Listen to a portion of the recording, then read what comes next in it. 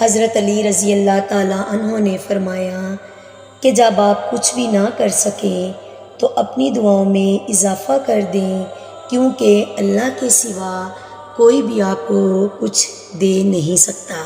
بے شک انسان قدم قدم پر بے بس اور لاچار اور مجبور ہے۔ ساری بادشاہی میرے رب کی ہے اور حکومت بھی میرے رب کی۔ تو جب آپ بے بس ہو جائیں، کچھ نہ کر سکیں یا کوئی بھی آپ کا کام نہ ہوتا ہو اور کوئی آپ کی بات نہ سنے اور کسی طرف سے کوئی امید نہ ہو، مطلب آپ کے کام نہ ہوتے ہوں، تو آپ بالکل پریشان نہ ہوں۔ صرف ایک کام کریں کہ اپنی دعاؤں میں اضافہ کر لیں، کہ اپنے رب کے سامنے سجدہ ریز ہو کر گریہ زاری کریں اور بھرپور دعائیں مانگیں، اور دعا دل سے مانگنی ہے کہ جیسے اللہ پاک آپ کے سامنے ہیں اور آپ ان سے دعائیں اور التجائیں کر رہے ہیں۔ دعا وہ واحد چیز ہے جو سیدھی عرش پر جاتی ہے، جس کی راہ میں کوئی رکاوٹ نہیں ہے، اور دعا کی قبولیت کا بھی ایک ٹائم ہے۔ آپ بے صبرے نہ ہوں، بس دعاؤں میں اضافہ کرنے کے لیے دعائیں مانگتے رہیں اور دل سے دعا مانگیں۔ ایسی دعائیں رد نہیں بلکہ قبول ہوتی ہیں۔ آپ بے بس ہو جائیں تو اپنی دعاؤں میں اضافہ کر لیں، وہ میرا رب ضرور سنے گا۔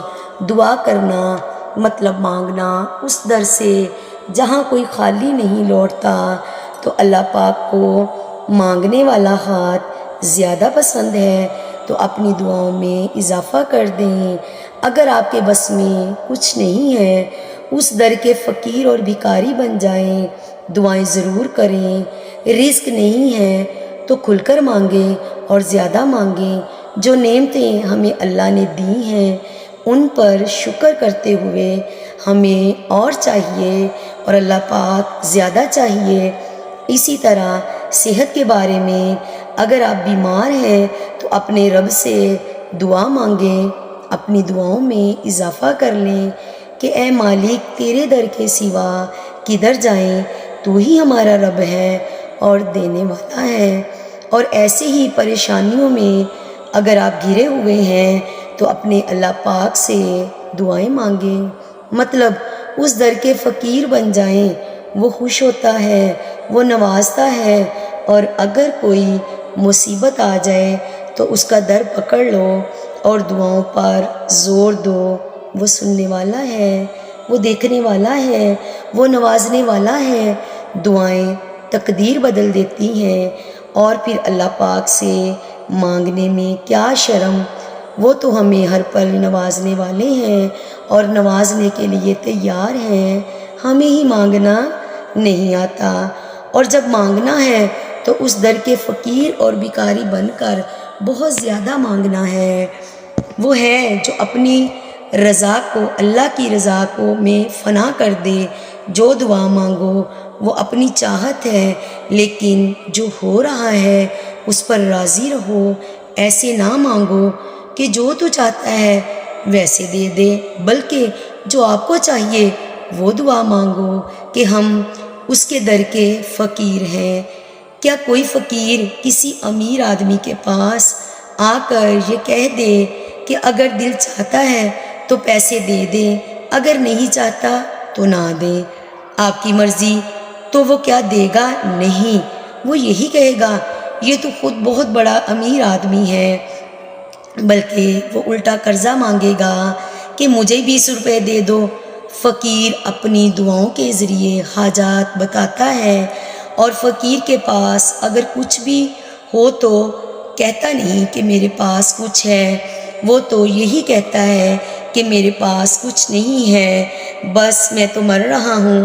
اے اللہ پاک چاہتے ہیں کہ میرے سامنے بھکاری بن جاؤ، میرے سامنے بیٹھ کر رو، دل کھول کر دعائیں مانگا کرو کہ اللہ پاک آپ نے مجھے بہت ساری نعمتیں پہلے ہی نوازی ہیں، مگر یہ میری نااہلی ہے کہ مجھے اور نعمتیں چاہیے، تو دینے والا ہے اور تجھ سے مانگ رہا ہوں۔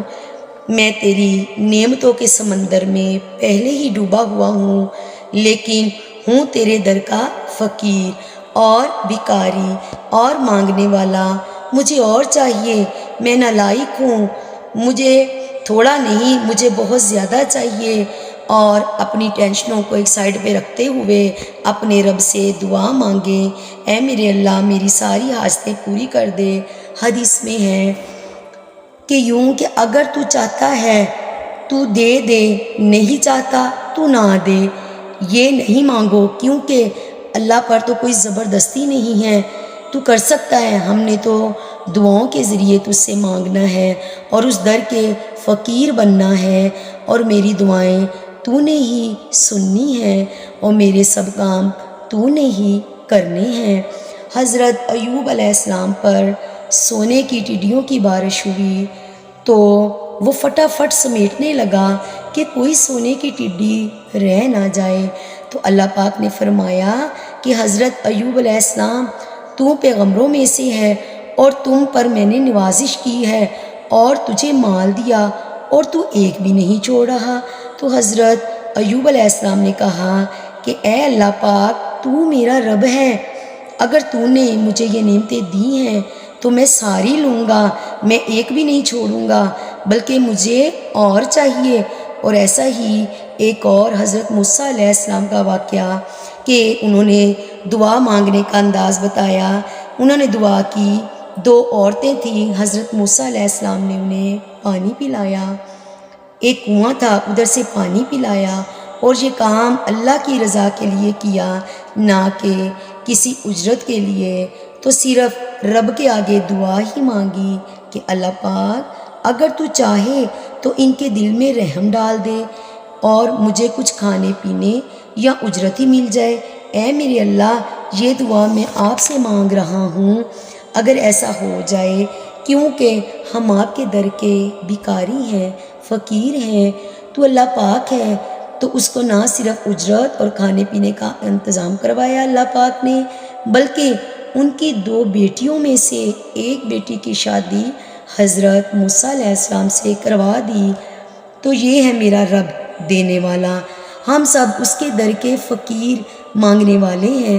تو آپ مانگ کر تو دیکھو، مطلب آپ کچھ بھی نہ کر سکو تو رب کے سامنے اپنی ضروریات، اپنی حاجات، اپنی پریشانیاں، اپنی مصیبتیں دعاؤں کی صورت میں کرو تو مالک طرح طرح سے وسیلے بنا دے گا، اور ہم نے مانگنا ہی مانگنا ہے، اور وہ دعاؤں کے ذریعے ضرور سنتا ہے کہ اللہ پاک بہت نعمتیں ہیں، ہمیں اور چاہیے۔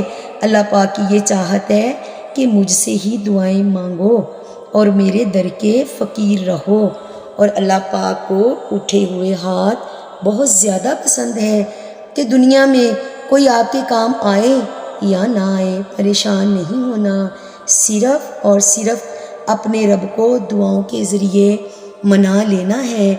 وہ دنیا والوں کی طرح نہیں، وہ ضرور مان جائے گا اور آپ کی دعائیں ضرور سنے گا۔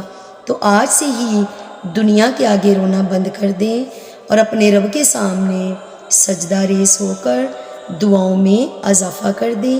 اللہ پاک آپ کی اور میری دعائیں ضرور سنیں گے اور اپنے پاک خزانے میں سے ہمیں نوازے اور بہت نوازے، آمین۔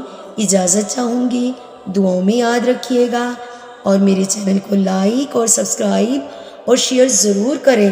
اللہ حافظ۔